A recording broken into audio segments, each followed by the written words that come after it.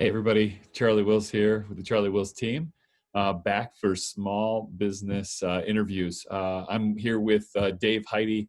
Um, he has got two restaurants and working on a small nonprofit, and I'll let him talk a little bit about what they're doing to make those adjustments and what they're seeing as being really important here in this market. So, Dave, why don't you go ahead and take it away?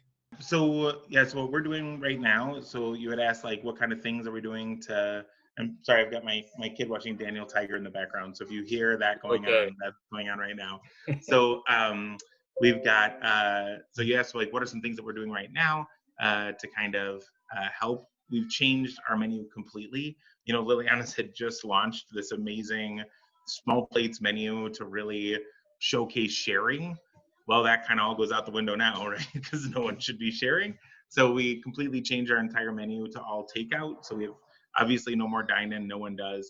But then we also have a completely different new takeout menu with a lot of like family-size portions for people to have at home and individual size. So that's definitely been a big change. We went from doing like $9,000 in sales on a Friday night with maybe $300 in takeout to now maybe $3,000 total sales 100% in takeout. Yeah. So we were definitely a drop in sales, which is okay. I mean, we kind of figured that was coming, but it's definitely been an adjustment. Yeah. We I think one of the hard parts, especially for a restaurant, I think everyone is hurting right now, especially I know a ton of people have had to let go staff or furlough them or whatever you want to call it. But for me, it was really difficult too. A lot of my staff people have worked for me for 13 years. I've got so we literally had to go through and decide staff person by staff person on an entire list Oh man. who was most at risk and had to decide who we could keep and who we couldn't. Right. So like I have my sous chef who's been with me for 9 years, and I decided to pick him as one of the people to put on unemployment because his dad had been a CEO at a couple huge multinational corporations and had enough to support him, and he was going to be okay. I had another one of my lead cooks who's been with me literally since the day I opened Liliana's. I mean, he's like a family member to me. And we had to go through but we knew that he had another job, and we knew that he had some financial security with his wife.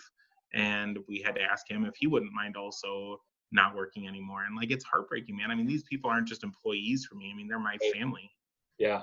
And that's what I think So is important that you're sharing, Dave, is that they don't most people think that when people work for a business, they're just employees. And I think you hit a really key point that they're our family. We care deeply. They're here with us for years. They're here in the good stuff. They're here in the bad stuff. And when these businesses are suffering, it's our families that's how we feel about them and about what's happening. You mentioned about what you guys are doing for the adaptation. How are you communicating, or how do you want people to connect to you to order, whether it's online? I know we have all these apps that can do that, but is there some specific way that you guys have generated the business to come in for takeout orders? yeah, I mean, our number one thing, there are a lot of people online who are saying like buy gift cards to your favorite restaurant. Don't don't buy gift cards. Like, we love you all. Thank you so much. But the problem with gift cards is all that you're doing is you're saying, hey, you're going to be under a crap ton of debt when all this is over. And now it's even more because of gift cards. And then people are going to come in when they think it's all clear, and they're going to come in and use gift cards that we've already had to use that money for paying our staff and like paying for the food bills and stuff like that. I think one thing that's really interesting that's for the economics of how a restaurant works. Imagine you're on 30-day terms, which a lot of restaurants are, right? Yep. So you're on 30-day terms, right? But we literally like had to shutter our doors within 3 days notice. So a lot of us, even still, even though it's been 2 weeks of just takeout, are still paying liquor bills and food bills and employee bills, all of that from when we were at full tilt volume. So Yep. like, if you buy gift cards, sure, it looks good to have a $10,000 infusion of gift cards, but at the same time, that's a $10,000 basically no interest loan, but it's still a loan. Like, that's still funds that are going to get taken out, and it'll probably happen right when we're barely getting back on our feet, getting a surge, and then having $10,000 pulled out where we can't be discreet about when we pull it, right? Right. So like, if I had to pay back a bank loan, I could decide, oh, I'll pay interest a little bit longer and pay it off in slow chunks. But with gift cards, I could literally have all $10,000 walk in the first week we're open, right? I don't have control over how those funds come back into my restaurant or get pulled, right? Right, right. So the best thing people can do to support us, honestly, find the places who are local, right? Your local, independent, family-owned restaurants, and just go support them with takeout. You know, if you have mobility issues, there's so many people who are offering to do like delivery for free. If you're high at risk, just make sure like we are. There's so many restaurants that put out there like we're taking extra steps to make sure. And I'm like, man, if you weren't already wiping down your counters with like disinfectant, if you weren't already washing your hands and wearing gloves, like I never should have eaten at your restaurant in the first place. And don't get me wrong, we're doing things like our carryout people are like using gloves, they're washing their hands, but they're doing all the things that we were doing anyway. Right. But we're really go to a place that's good. Um, so I love grocery stores. There are so many great local grocery stores that are really stepping up in this pandemic and really doing an awesome job. But I want you to think about this, right? I want you to think about the safety of ordering takeout from a restaurant versus going to a grocery store, right? Because I see thousands of people at Costco, grocery stores, porting like next to each other, right? But think about when you're in that experience, you're exposed to thousands of people in a room, right?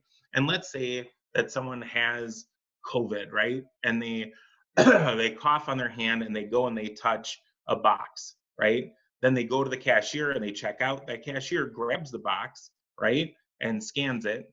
Well, now they've got it on their hand. Now you're the next person in line. That cashier goes and grabs your box and scans it through, right? Yep. So at my restaurant, the only way that your food is handled is A, by a chef who's got their hands washed and wearing gloves and continues to wash their hands and wear new gloves throughout the day. The food is prepped with tongs which don't have any germs on it, right? And when it's packaged, it's then a fully packaged thing that then a server with gloves and wash hands is putting it into a bag for you and taking it out and never engaging with any other customers. So Wow. like for me, that's a hell of a lot safer than, you know, other. Yes, I completely agree with you, and that's perfect. So thank you for breaking down that gift card piece because I think that's a big myth that I keep seeing around. Is everybody's like, "Oh, I bought all these gift cards," and I'm like, I don't know if that's the solution. It's Uh, not.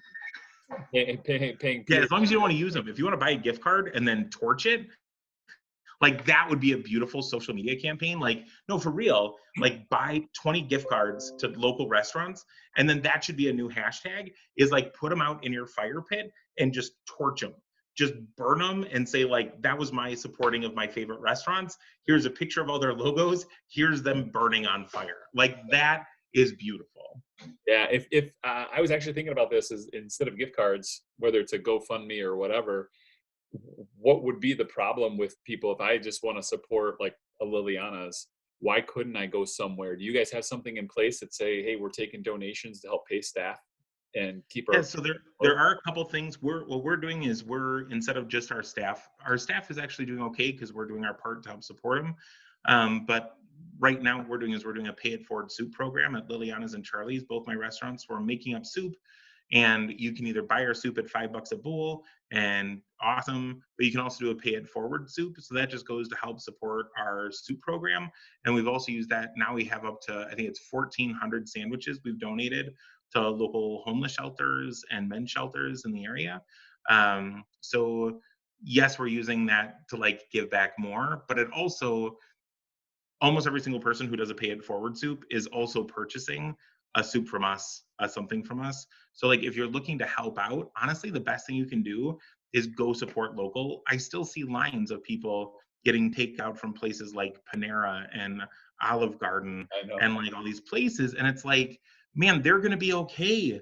Like they have millions in their like bank account. Their CEOs bring home more in a year than I will in sales for a decade, right? So like they're going to be better off than your local mom and pop. So like really think about where your dollars are spent now. And I want you to do this. Anyone who's watching right now, I want you to look up on social media at what corporate restaurants are doing right now to help in their community, and you'll see nothing.